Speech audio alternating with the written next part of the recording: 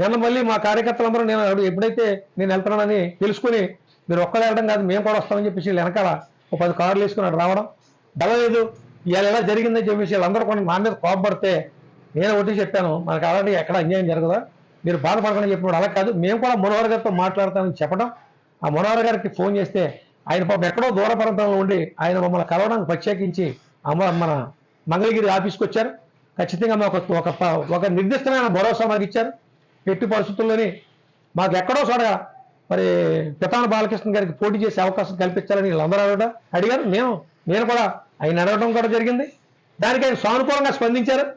మీరు మీకు నాయకులకే కాదు పార్టీ మొత్తం అందరికీ కూడా మీరు గుండెకాయలాంటి వారు.